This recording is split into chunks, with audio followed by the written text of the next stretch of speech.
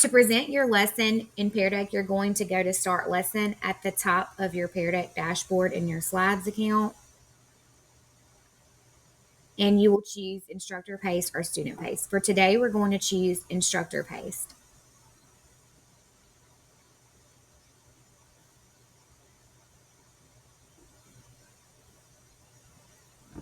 It will open a dashboard that will tell students how to log in. They'll go to joinpd.com and type in that code.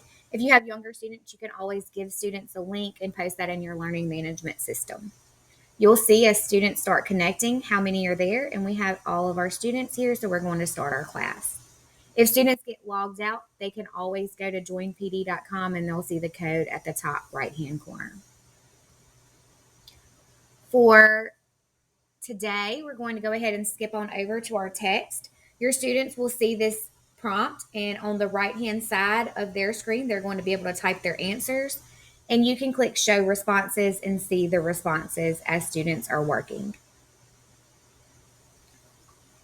This is the list, and it's going to show a list of students as they're actually responding, or the grid layout.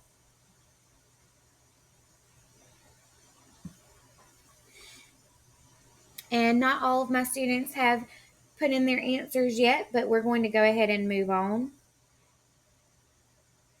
So here I want students to choose an answer and show their experience with Pear Deck. If I hover over the lock screen, I can give them 30 seconds to answer that question, or a minute or 3 minutes, and it will set a timer before it locks the student's screens. Once you click lock screens, your students are no longer going to be allowed to work. They might say like, hey, my screen's frozen or something, but that's okay. You just tell them that you've locked their screens and it's time to talk about whatever this question is.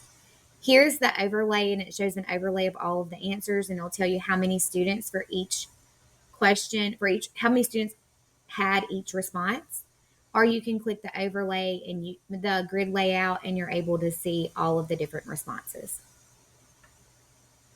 For the next one, you're going to let your students type in a number. And here, the students are only able to insert whole numbers, which is fine.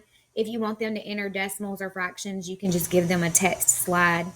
This will give you a box and whisker chart, and you can see what your students answered, or you can click the grid layout at the top left-hand corner, and it'll show each answer separately.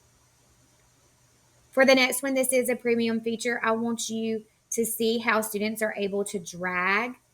For the overlay, which you see here, you're going to see all of your students' little people moving to show where they are on the map.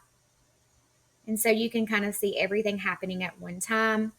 You can click the grid layout and you're able to see each person's screen, or the list layout and you're able to scroll and see each slide for each person. Again, let's say you're ready to talk about that, you can lock the screen.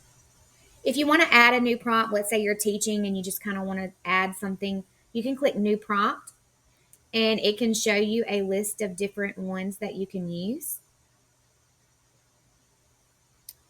For here, I want to show you a drawing slide. Again, this is a premium. We're going to add the Venn diagram. So what I want students to do today is, it has a Venn diagram.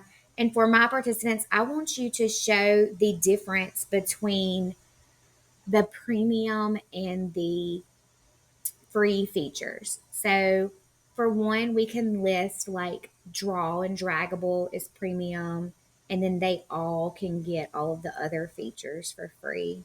Or you can even put over for premium and free, or for over here for free, you can type in free.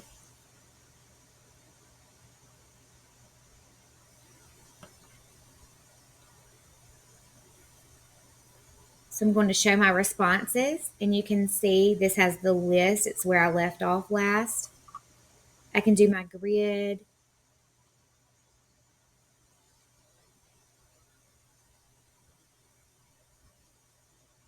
Or I can pile it all up on top of each other, and you can see here this doesn't quite work out. But if you're having all of your students go and circle something, then you could do the overlay.